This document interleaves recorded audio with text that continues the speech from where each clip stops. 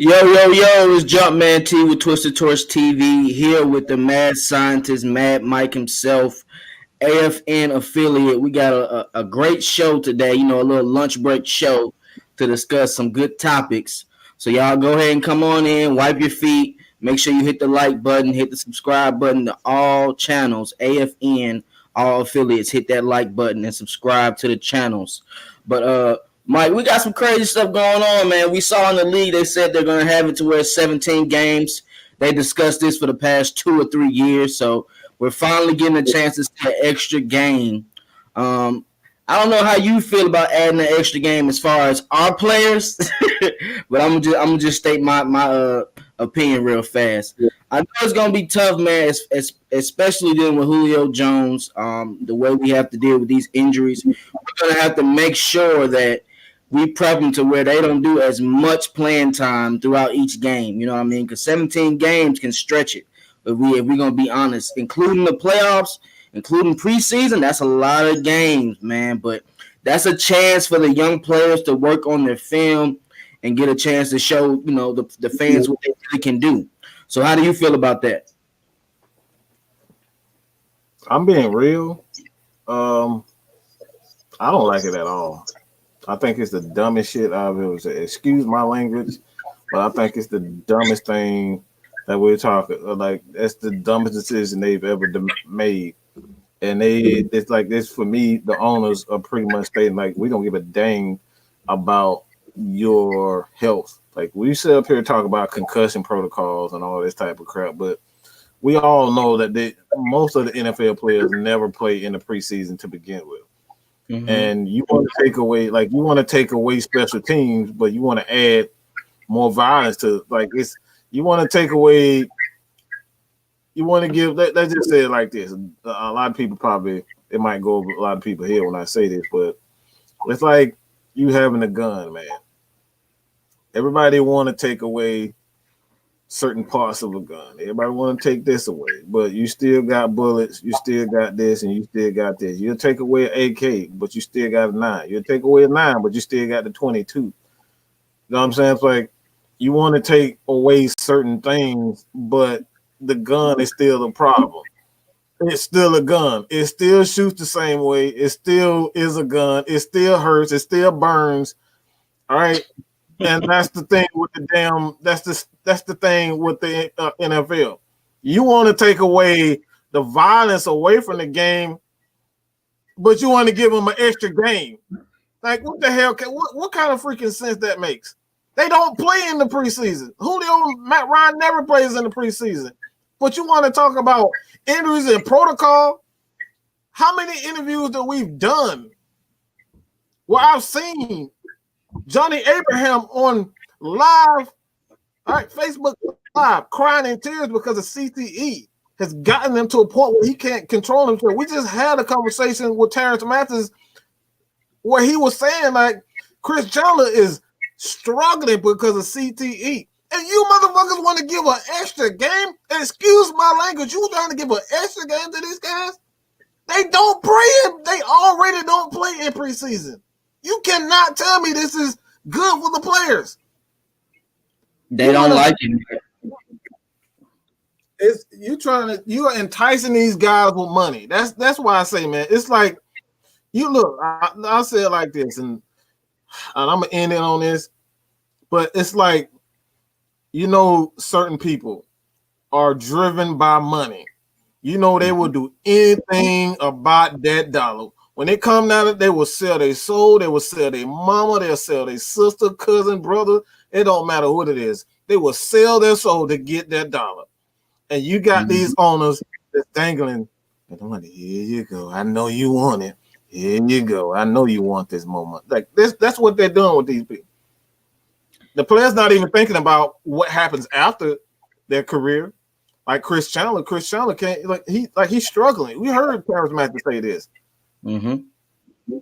How many Junior Seau's gonna have to die before we talk about money like this 17 game? So I hate it. I absolutely I think it's despicable.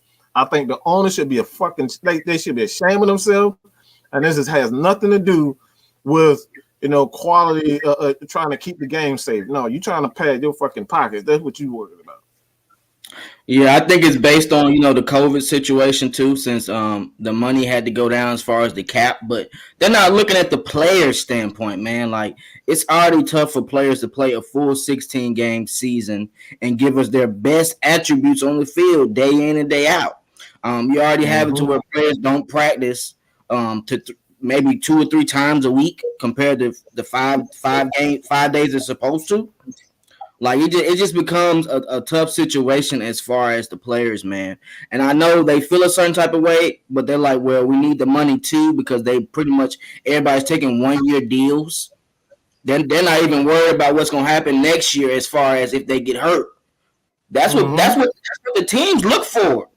Oh well, you're damaged goods. We can't pay you that big amount of money. We'll pay the next time. Yeah. And then you miss out on that contract. That's not fair to the players, man. And for the owners to choose to do that, that shows me something because they had a tough time trying to do this for 5-6 years. They've been trying to change this rule. So they just magically came up to where, okay, we're gonna finally do it this year, knowing that we don't even know if players are gonna be able to play every game based on COVID. So that's an issue I have myself because I know for the Falcons we had maybe 5 or 6 players that had COVID throughout the year.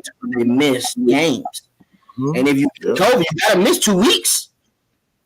So like all this comes into play. That comes into play to where they're messing up guys' money, man. I don't like that at all as far as the standpoint of the NFL. I think it's beneficial for the fans that just enjoy watching football an extra week. But I mean, we was gonna have a wild card the next week anyway. Right. Come on, man. They're just trying to stretch the product, man. And I hope that it doesn't lead us to a struggling NFL season this year. That's my only concern. I know they want to do it to where they end the 8-8 thing with teams because they're still in 8-8 for 3 years. The Cowboys did it before, so I know they're trying to end that. But what's really one game? If you go 8-8, you just go 8-8. It wasn't meant to be. Right. I mean, being honest, it wasn't meant to be. You've already added an extra slot for the playoffs. Does 8-9 even sound right? 8-9 and 9-8, man, that don't even sound right, bro. Like that doesn't sound ugly.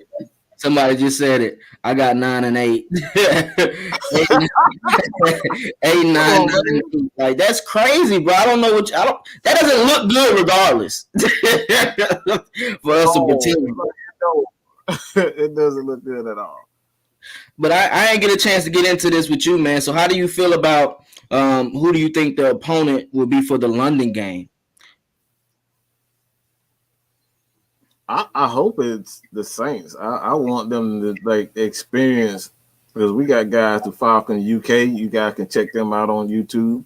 Great guys, and they're great Atlanta Falcons fans. Like I want them to experience what it's like to go to a Saints and Falcons. Like that's our rival, man. Like that's our rival. So I would like that. I would like for it to be the Saints because I want them to get the full experience of what the NFL is.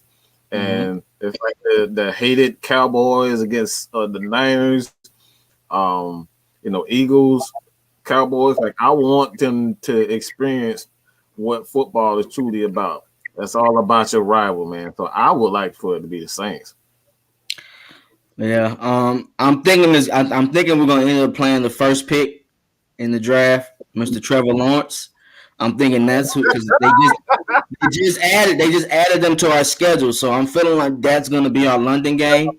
The Jaguars play in London a lot as it is. They play, I want to say, like 2 or 3 times since they started the London game, and we can't forget what happened the last time we went to London. Yeah. Yeah. We had a lot of fans out there in London too. The fans enjoyed the Falcons, and that was in a down year. You know what I'm saying? So I'm just imagining how they're gonna be seeing Julio and Calvin Ridley and Matt Ryan slinging the ball to them throughout the game.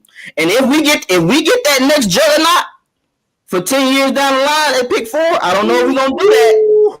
If that happens, Say bye-bye. Say bye-bye to anybody stopping us. I don't see it. Because that guy is dynamic. He's a dynamic. Right. Hey man, I'm gonna say this, and I'm gonna say it again. I don't know if you're getting into it, but I'm having a hard time. I'm having a hard time ignoring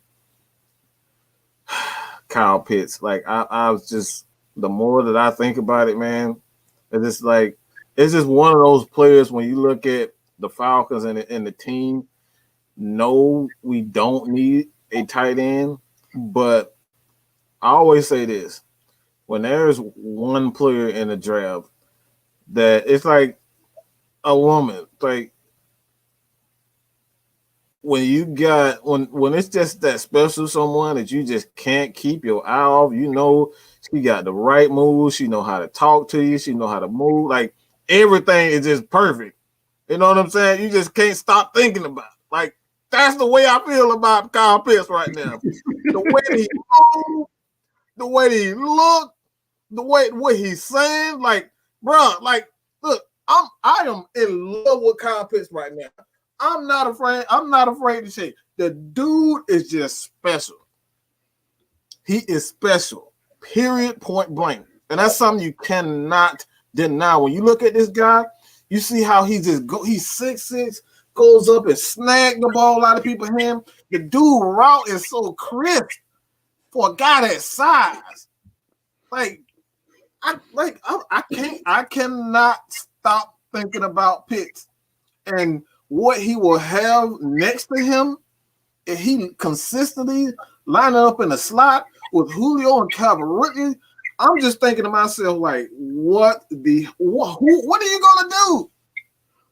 As a defense, who are you gonna guard? I don't know, like, man. That's a tough one, man. Get out of my mind. I'm not even gonna lie. They stated the other day that at his workout, he had better measurements than Calvin Johnson. Like, how is his wingspan larger than Calvin Johnson? That is crazy.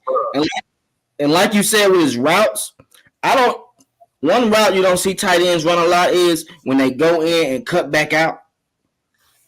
That means he has good hips. He's able to get in and out of his routes like that. That's a sign for me. He's a mismatch for anybody. I'm just remembering how Antonio Gates was when he first came in, and how Jimmy Gates and Tony D. You was thinking exactly what I was thinking. Yep. Mismatches, man. I remember we couldn't stop them jokers to save our lives. Jimmy Graham scored twice on us each time he played us. Right. And when you get Pitts in the fold, you can let Julio take more breaks. You can let Calvin really take more breaks. We don't got to worry about Calvin really going to the slot. We got Pitts. I'm putting Pitts in the slot every time. And I know you remember that.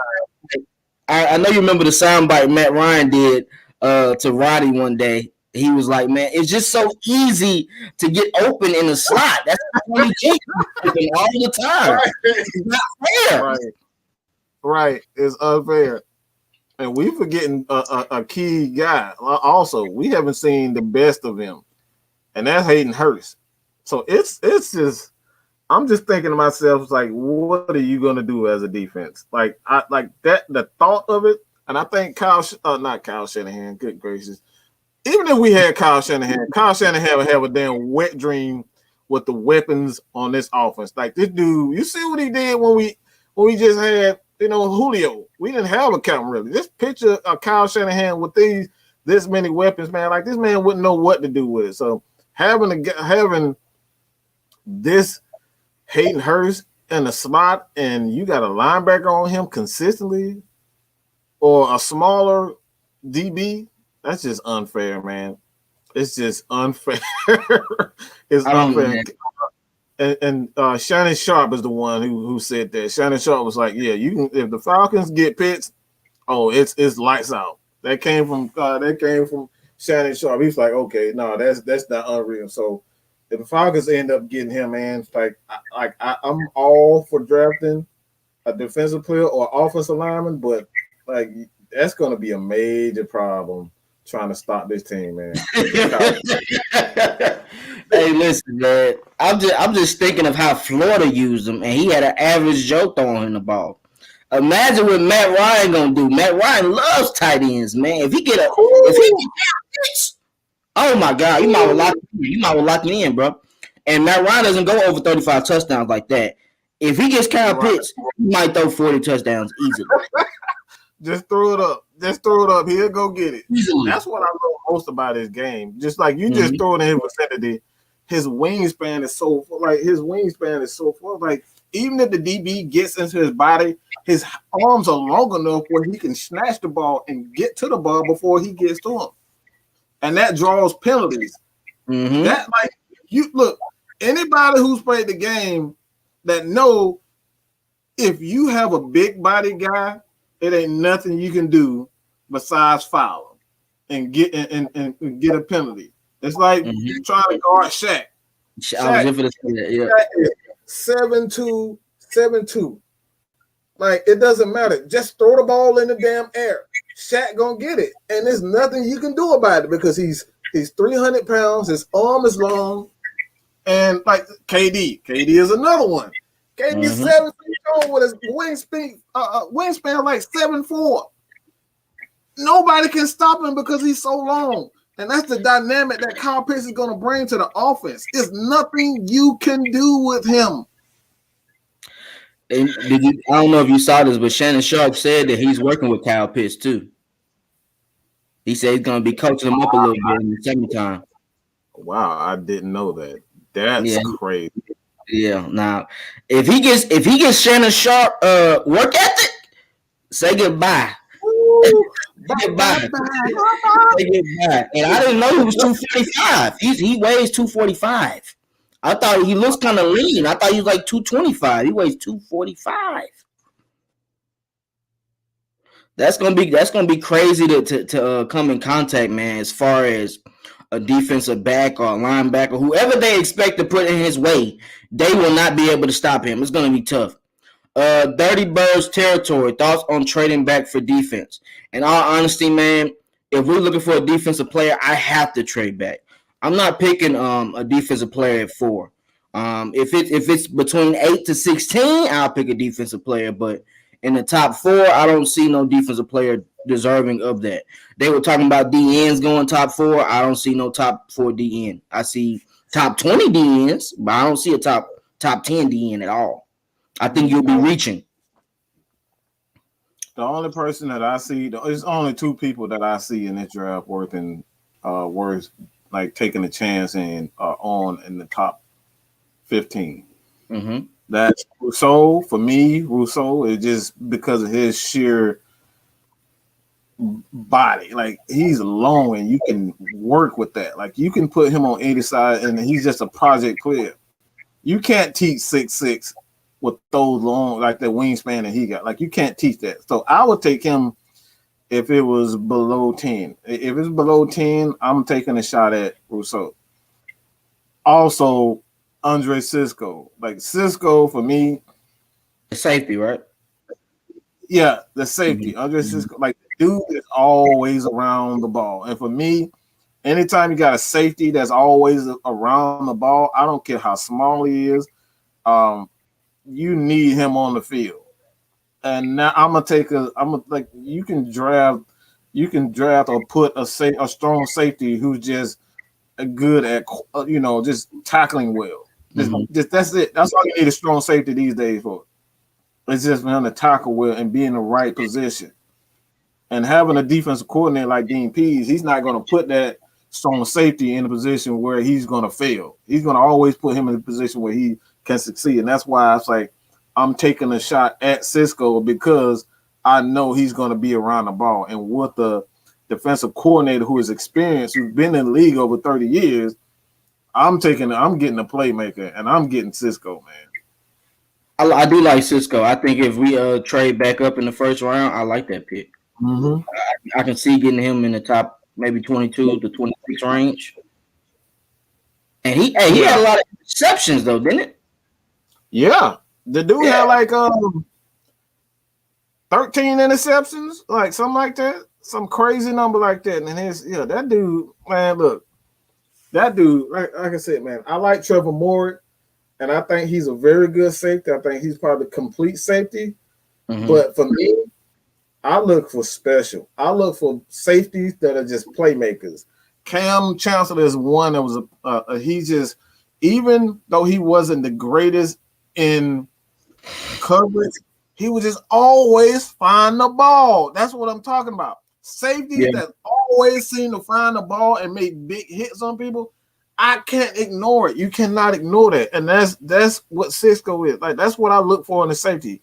You can have guys that are great at coverage. You can have guys that are great hitters like Keanu Neal, but Keanu Neal was not always in the right place. Mm-hmm. And that's why I don't think we got to that stage yet. Mm-hmm. It took Chance about like 3 or 4 years before he was able to start making plays on the ball. And Keanu Neal showed that towards the end of the season last year. So since he signed a 1-year deal to the Cowboys, we don't know what will happen next year. Right. You know what I mean? Like he could develop another trait to where we say we got to bring him back when we get money. You know what I mean? So that just depends on it. I think John Kelly. Who wins, Dean Pease or Sean Payton? Well, I'm going to tell you now. Dean Pease, after sitting out for a whole year and knowing that he probably should go to Atlanta, he's been studying film on Sean Payton's playbook. And without Drew Brees in that playbook, it's going to be different now. we was forcing Hill to make mistakes to a defense that was struggling. If we just being honest. Dean Pease, I don't think Sean Payton has seen a defense actually blitz like Dean Pease in a couple of years. You know what I mean? He hasn't played a defense like that in a couple of years. And it's kind of crazy because when they played the Bucs, they pretty much dismantled them both games. But then when they played them in the playoffs, it showed a big difference. Drew Brees couldn't get nobody open. I didn't see Michael Thomas. So if Michael Thomas is going to be their main receiver again this year, I don't see Dan Pease being too worried about Michael Thomas. I mean, if we stop AK, it's pretty much going to be a long night for the Saints. I don't trust Taysom. No, I don't trust either of the quarterbacks. If you want to call Taysom Hill a quarterback, I don't really trust him as a quarterback, and I damn sure don't trust Jameis Winston. He's been a turnover machine. I don't believe in you being able to change who you are. The man is a turnover machine. He's always been that. Even go back to his days in Florida, he had a high turnover rate, even at Florida, because he liked to take chances. You can't change who that is. You can't change who it is. They might have to hand the ball off, but that's about it. See the comment? Hey, that's crazy, Bruce. Appreciate you, man. Wow, really? That's a fact. Hey, man, look. Hey, man, that man ain't running slants, bro. He ain't no good for nothing. If he ain't running slants, he ain't no good for nothing, bro. It better be slants or stop routes. I don't see nothing else in his arsenal, in all honesty. That was the only route he was doing versus AJ Terrell this year. He ran stop routes the whole game. So once AJ Terrell gets off his back foot and starts pressing on the football in them routes, goodbye. I don't see that. That's the thing, man. A lot of people always talk about Julio and who's really the best receiver. But if you notice, a lot of receivers that was won before turn out to be trash the next year. Like if they end up jumping over Julio, say if Julio gets hurt for a while, they end up being trash the next year. It happens every time. And you're back to saying, oh, wow, Julio on the hurt hamstring, he was able to still get 150 yards. Come on, man. Yards. Like that ain't easy to do, man. It's really not. It's not easy to go a whole season averaging over 20 yards per catch. Mm-hmm. A lot of receivers can't do that. That you call big time receivers. If it's not Hopkins or Calvin Johnson, I don't really want to hear about those type of receivers. I like Devontae Adams too. Let me stop saying Devontae Adams is one of those types too. He's a complete route runner.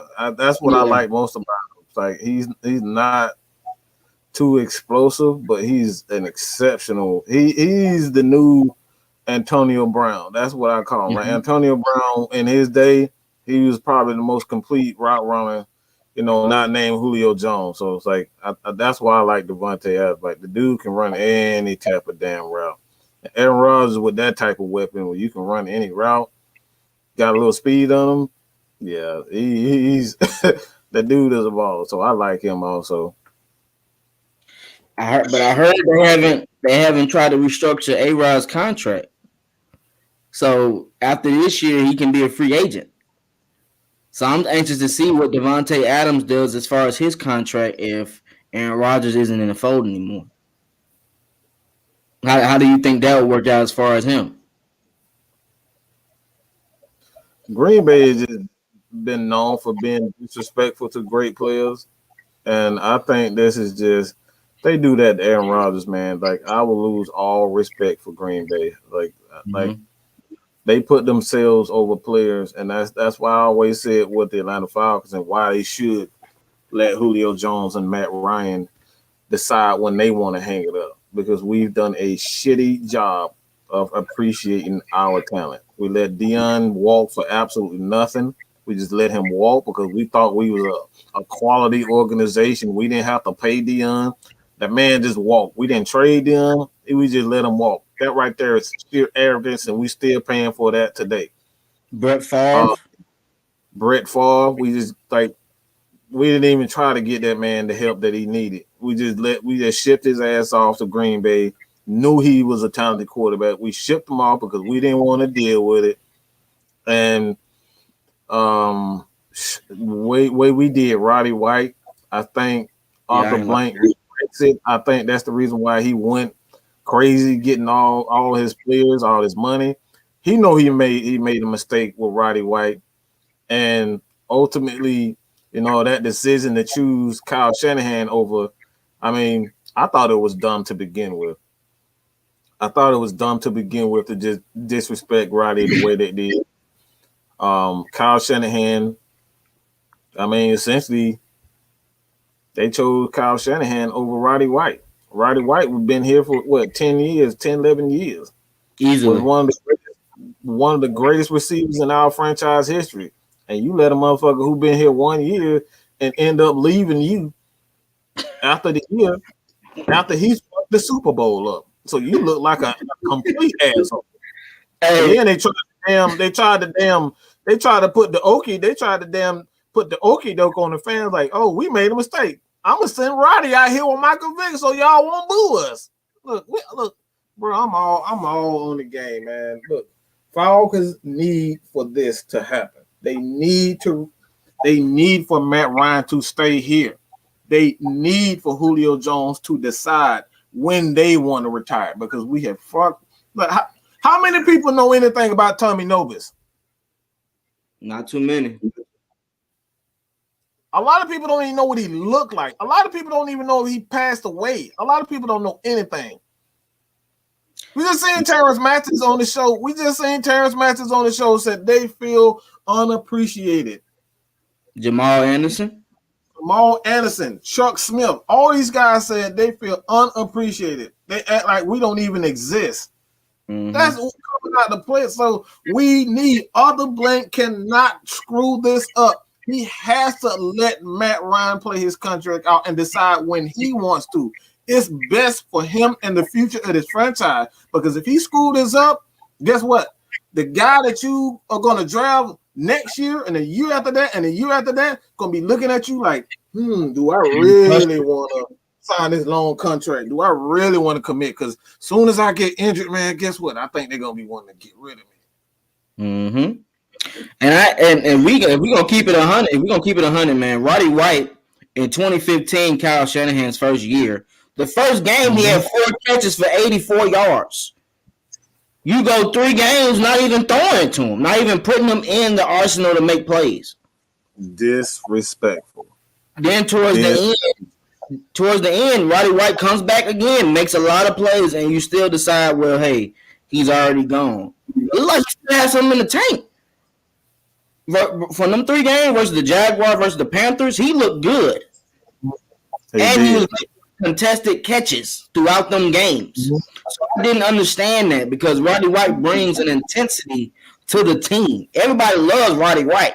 And when we were on Hard Knocks, you heard how Will Morgan say, "Man, go on, Roddy. I ain't playing with you today." I ain't playing with you today, Roddy. I ain't playing with you today, Roddy's a terror, boy. Roddy is a terror, bro. Hey, man. Come on, man. But hey, let's go ahead and get into this question. Raymond Elder, who do you guys think about? What do you guys think about Arthur Smith versus Dean Allens? Okay, listen, bro.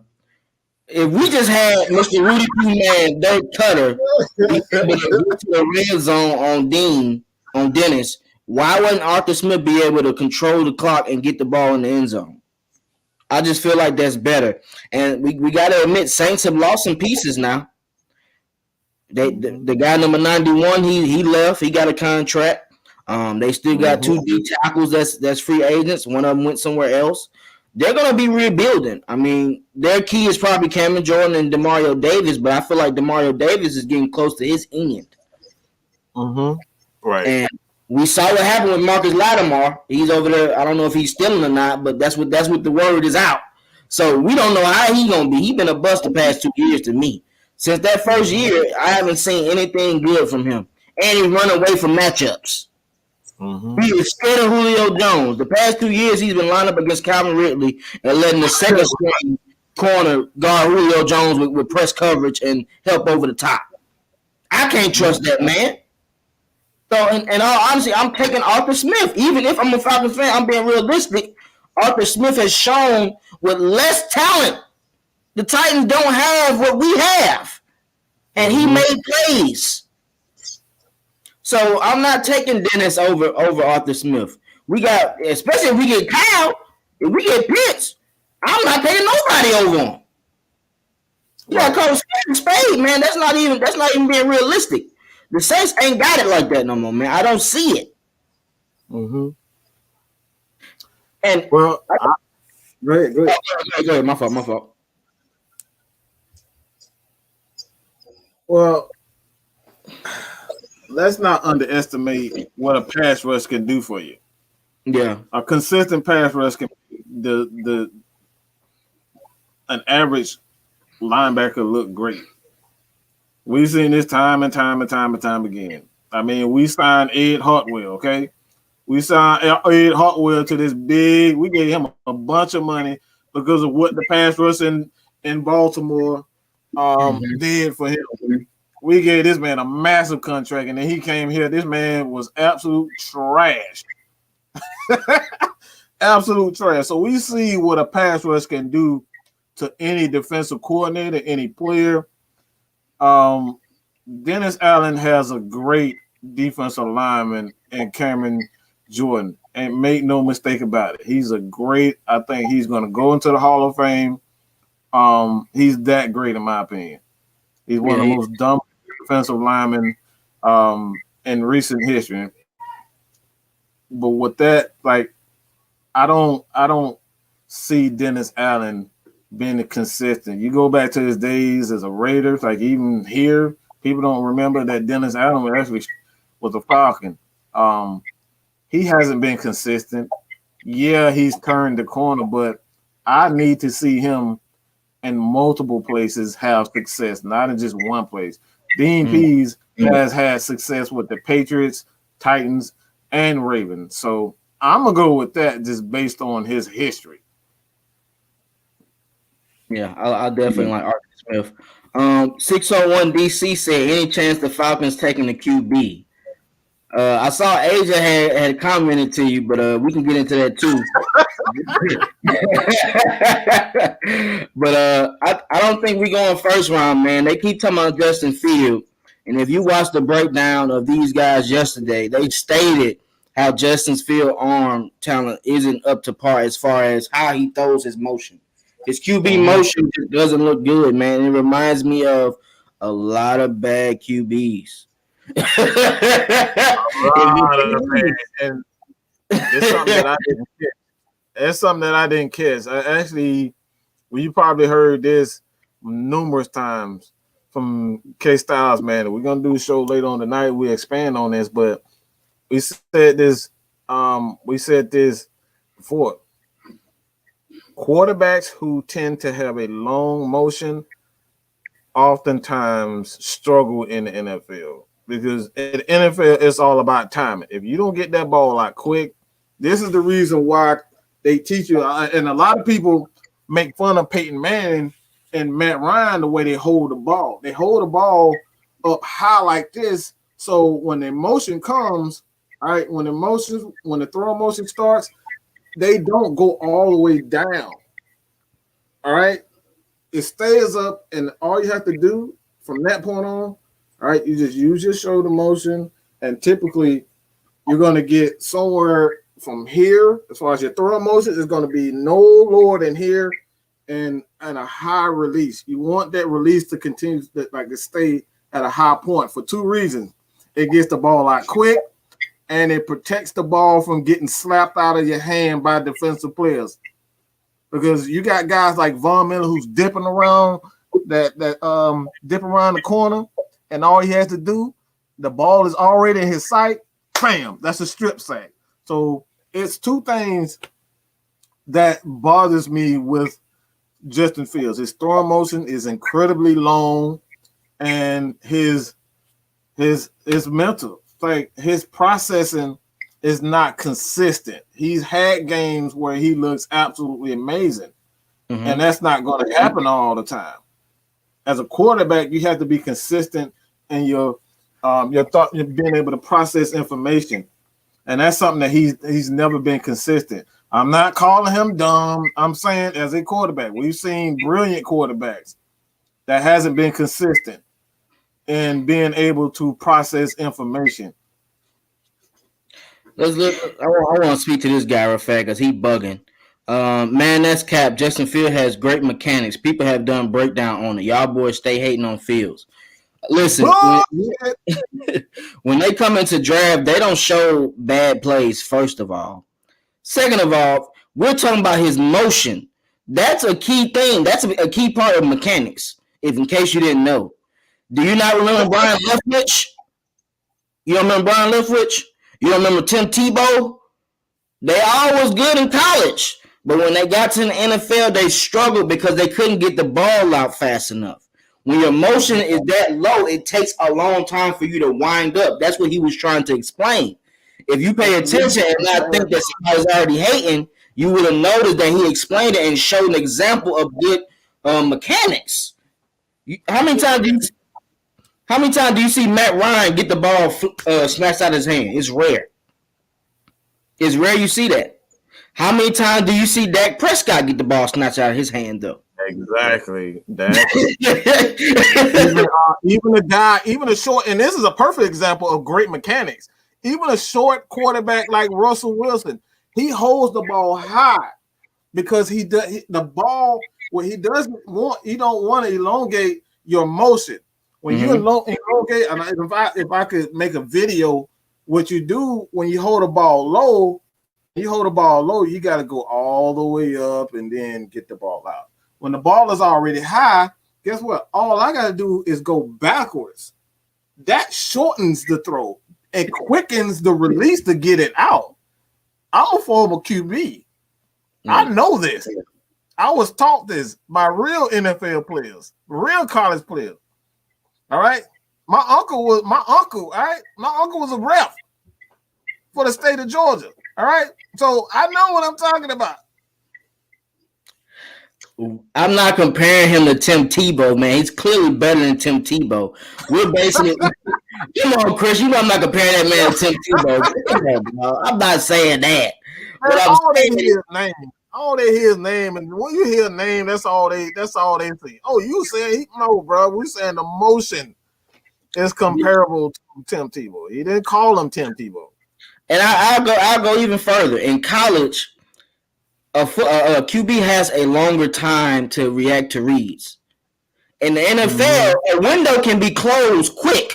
You have 1 or 2 seconds, and with a longer motion, those windows close fast. That's all I'm saying. He'll still have to work on his mechanics as far as his throwing motion, but he can be elite if he gets that. It can be corrected. It can be corrected. That's the issue. We're not saying that's like it's going to stay that, but we're telling you the deficiencies in his game. That's one of the deficiencies in his game, and it's a major problem for a quarterback. Quarterback has to get the ball out quick because Von Miller running the damn 4.2, 4.3. We got these monsters up front. Aaron Donald, they getting to you in half a second, bro. Like, you don't got time to sit back there and wind up throws. All right, that's not going to happen. That's all I'm saying, bro. And that matters. That definitely matters, Mike. I don't understand people notice that, but that matters. You can tell. You can tell if a QB is good by his motion. Tim Tebow is a champion in college. He won games, but I'm saying it slowed down his reaction time when he got to the NFL, and that's my only concern as far as Justin Fields. I think he has great arm talent. He can throw the ball down the field. I think he sees his reads on occasions, but Ohio State didn't give him a chance to open up the full playbook. Usually when I'm watching them, they're throwing to one side, and then he looks. He's not looking at the whole field. If y'all remember Madden, the worst Madden ever, when they used to have the QB vision on, and it was Peyton Manning and Tom Brady, and then it was Michael Vick. We all know that. Like, that matters when you come to the NFL, man. Them safeties are faster. If the you know the safety and corners are faster, man. And if you take any time to see that read late, it's picked. It's picked. Pick six. Easily. Yeah, all the time. Did you see what John Abraham said? I did not. He said that he thinks that we should get Von Miller. We should trade for Von Miller. Basically, kind of like what we did for John Abraham back then when we traded for him. We should do the same thing for Von, because that's the piece we're probably missing as far as our defense. I don't disagree. Huh? I don't disagree. I don't disagree with that at all. I think that's something that, but the issue is not whether we need him. It's just all about the money. Can we get him? I don't him? think we have the money for it. Can we do it? That's the biggest thing. Like, can we do it? I think Von Miller is the perfect piece that we need to go alongside of Grady Jarrett to get us back to a Super Bowl. Like, that's what John Abraham is thinking. He's trying to get back to a Super Bowl. So Von Miller is that missing piece on the defense, because we got a corner that I think is going to be an elite corner. It's going to be a very good corner. I don't want to say elite, but he's going to be a very good corner. AJ Terrell. It's like you can put some guys, some stop gap guys like Eric Harris, he's a quality safety. He's not going to, he's not going to wow you, but he's going to be in the right spot. He's going to be in the right place. So, like, you got the pieces there.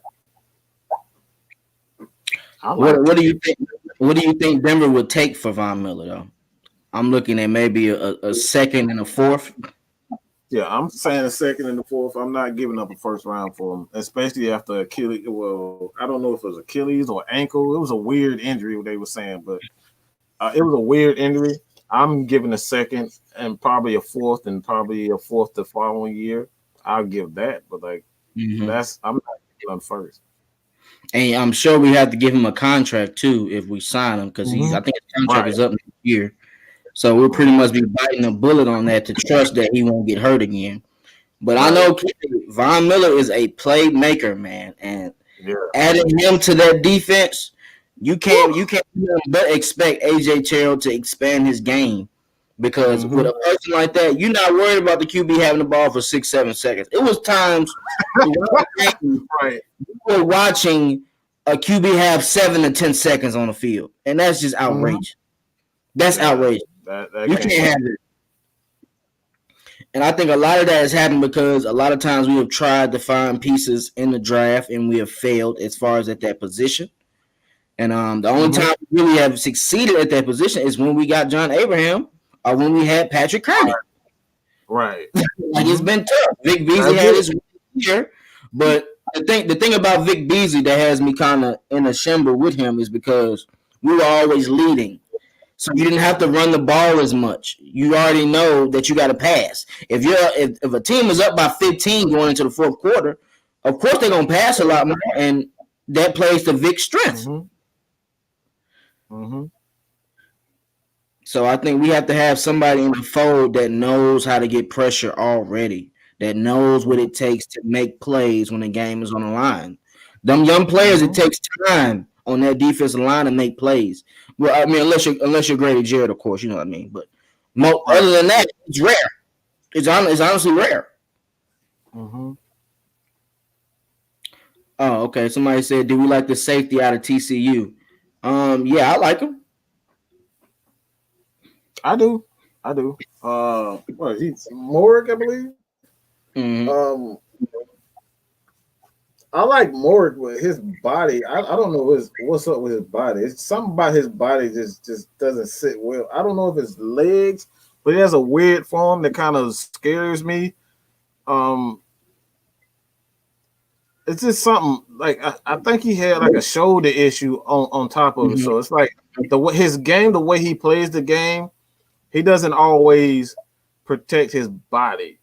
He's reckless with his body, and for a safety, you can't be reckless with your body, and that's something that scares me with him. It's like you can't be out here running into a damn brick wall, just because you're trying to hit somebody. Like you got to be smart with it, and that's something like you go back to Devontae Freeman. That's something that Devontae Freeman didn't learn, and Ward Dunn tried to get through his head. It's like you got to learn how to protect your body. And a guy like Trevor Moore who's going to run through a damn brick wall, it's like for me, I don't want to draft him because I'm going to be looking for another safety in 2-3 years. I want somebody who knows how to protect himself.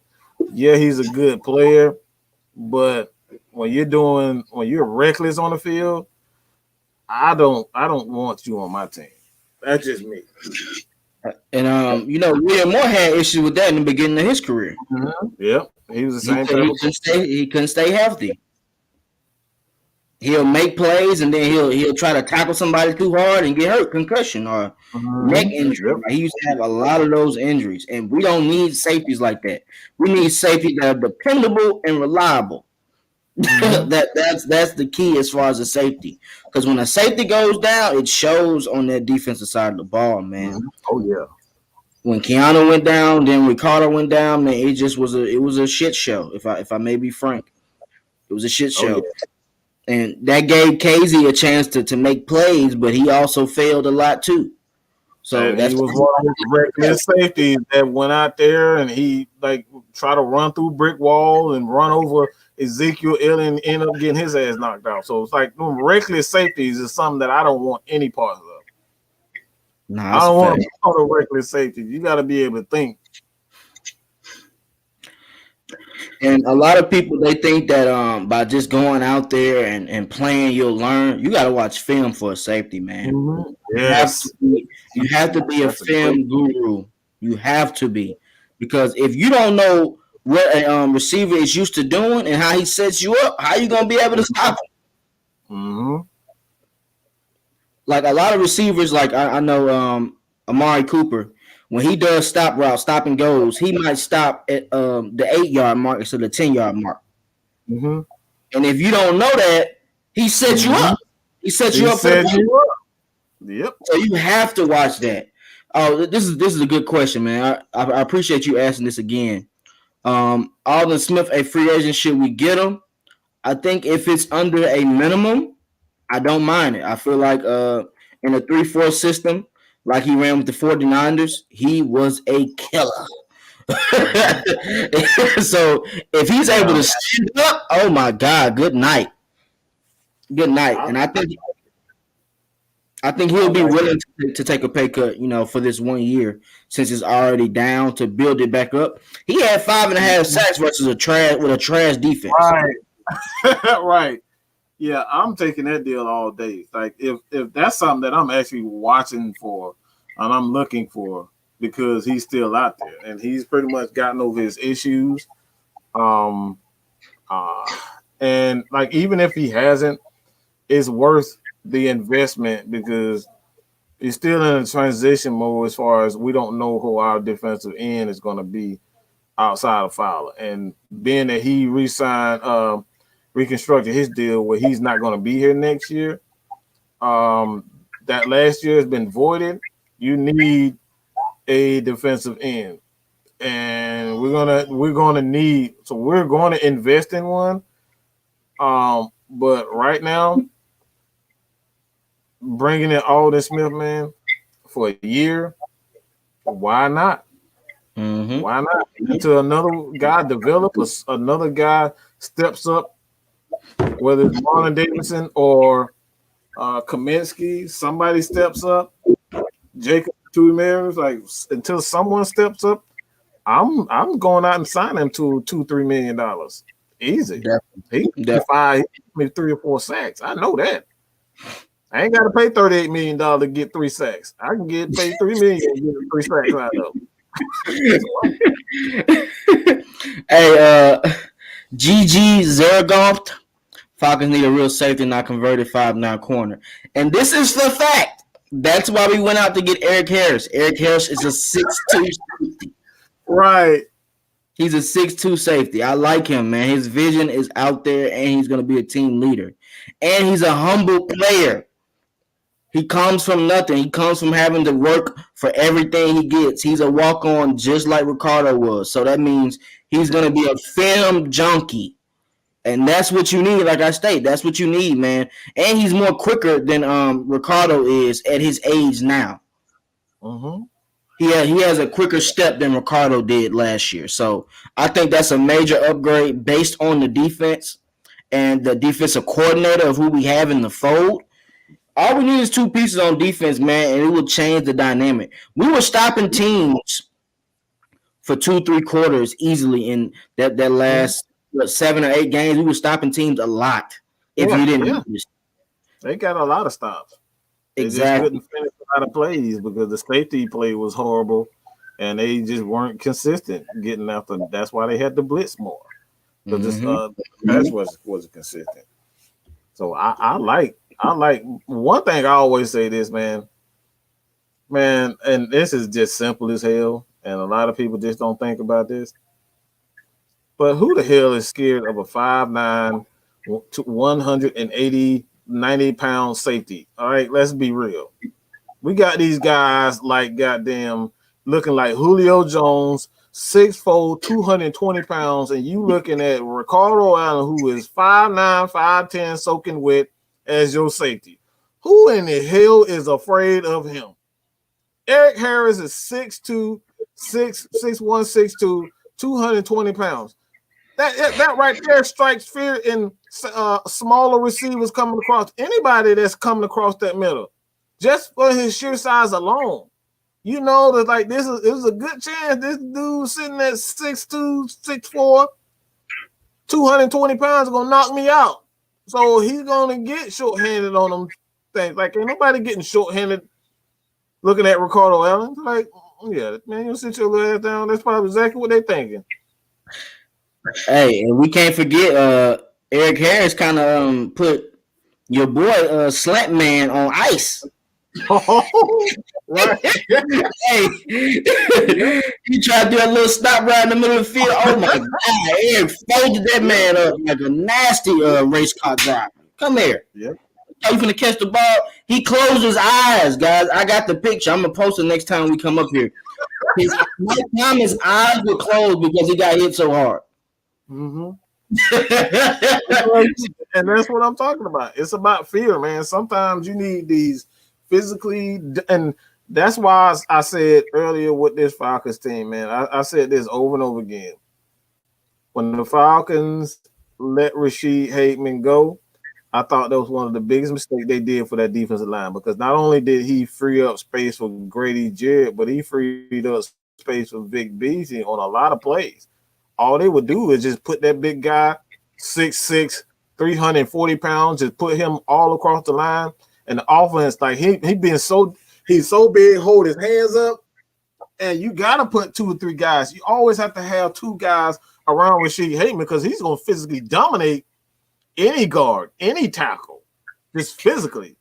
He's gonna physically dominate. Yeah.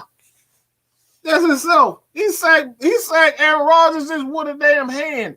He hit Aaron Rodgers with his hand and got a damn sack. The dude He did like this. So took her ass down. Killed everybody. Everybody was like, how the hell he tackle me? Get your little ass down somewhere, man. And Rashid, listen, Rasheed brought that energy too. Rasheed was like an angry fella when you look at him. That was one thing about Rasheed. He always looked angry. The only issue Rasheed had was not being in shape. That was the only thing with Rasheed. He didn't care about running enough. He didn't care about eating correctly. That was his. Hey, appreciate you, John Kelly, my man. 50 grand. It just came to my phone. Appreciate you, brother. Appreciate you, man. Man, y'all go ahead and go over to Twitch and Twitch TV, man. Got a lot of Atlanta Falcons content. You got some other stuff coming for you. So, man, go ahead and check that out, man. Check his channel out. We're trying to get him up to that 200, 300 mark. Oh, I hit 200. Oh, you hit the 200? I hit 200 this week, man. Oh, shoot. Yeah, I'm trying to get to 300 now, man. Let's get to 300 now. Keep on hustling, man. Keep on putting them videos out. Y'all keep subscribing. Exactly. Appreciate that, my brother. Appreciate you for shouting me out as well, man. People need that. And as long as we helping each other, the sky's the limit. You gotta look at it, man. You gotta look at it. Somebody else had asked something. Oh, okay, here, Reggie 2K. Can Alden Smith stay out of trouble is the question, but yes, sign him to a 1-year prove-it deal. I didn't hear anything about Alden Smith getting in trouble this year, though, with the Cowboys. So I don't think there'll be any other issues as far as that. I'm pretty sure he knows, like, he had a chance to be a well-paid player before he got into trouble. So I don't think he's on any path of trying to keep messing that up anymore. I think that'll be a key signing. And especially with him playing with his back against the wall and he got to make plays, he's going to be an attribute. He would definitely be an attribute. I'm going to be honest. I don't give a get in trouble. Get in trouble. I am sick and tired of these dang gone choir boys. We need some angry criminals. I'm just gonna be honest. We need some damn criminals on this damn team. We need somebody to get arrested. I'm tired. I'm sick and tired of looking at Ricardo Allen. I'm sick and tired of looking at all these little choir boys on this damn team. We need somebody to step up and cuss a motherfucker out and on the edge of being dirty and just being a disgusting human being. Like, when the last time we really had that? Every time around, we politically correct. We'll get them next time, guys. We didn't get what we came out for, and we'll try hard next time. No, look, I need somebody that's gonna pull a Mike Tyson. I'm gonna eat his goddamn kids. I'm gonna slice them up. Look, I need some dirty talk. I need somebody to bite some damn ankles. I need somebody to put the motherfucker in a Kurt Angle master lock or something. I need something like that on the defensive side of the ball. I am sick and tired of these damn choir boys. So, Alden Smith, please come here. Get your ass arrested. Maybe that'll change the way this defense, the way teams look at this defense. Because they soft. Dan Quinn is a soft-ass defense. Mike Smith, the defense wasn't very good, but we was far from soft. They knew they was going to come to play when they played the Mike Smith defense. When you look at that Dan Quinn defense, that damn defense is absolutely soft. Period. Point blank. It was just Neil, and he's not a shit talker. He's just a dude that goes out and make his plays. And that's it. That's all you had. That's all you had was Neil. But that's it. Mm-hmm. Yeah, and we need that, man. To be honest, the only person we had for a decade really was Roddy White. That was a shit talker. That guy. That's it. He decided about talk shit to him. That's the type of player we need. We haven't had that in a long time. Most people, man, they just go out, get their money, play, and they talk when they make plays, but they ain't like a shit starting party. They don't act like that. Deion Jones is cool, laid back. Fourier cool, laid back. Grady is cool. Like, they all just relaxed players. They need somebody that's gonna get in their face and talk dirty to them to get them to play. Mm-hmm. Absolutely. And I'm hoping that Terry comes from New Orleans. He brings that, not bounty hunter, but that intensity is seen. Right. I'm not gonna say bounty hunter because that's what they were doing. I don't care, man. Come here, get arrested. No, I don't know about the bounty hunter. We don't need no pigs taken away. We don't need to be fined. They took a lot of money for them jokers. Yeah, I'm good on that one, man. Like I said, I agree, man. We're gonna go in depth more later on tonight, man. Man, it's another good show. Been an hour, and y'all do it for us. So, T man, you want to get to another question or just call? We're gonna call it right now. We're gonna go ahead and call it, man, because I'm off my lunch break. I got to get back to work. But I appreciate Mike for joining. Talking real Falcons talk with me, and I appreciate all the fans. I know some of y'all are at work watching the content as we speak. I really appreciate y'all, man. It's been a movie early during the day. Make sure y'all check out later on today with KSTYLZ and Mad Mike the Scientist. They're going to get into some more good talk. Make sure y'all are locked in. Hit that subscribe button so you can get the content right when it's happening, man. It's going to be live. Trust me. And let's not forget about what we got coming up next month. The draft is coming.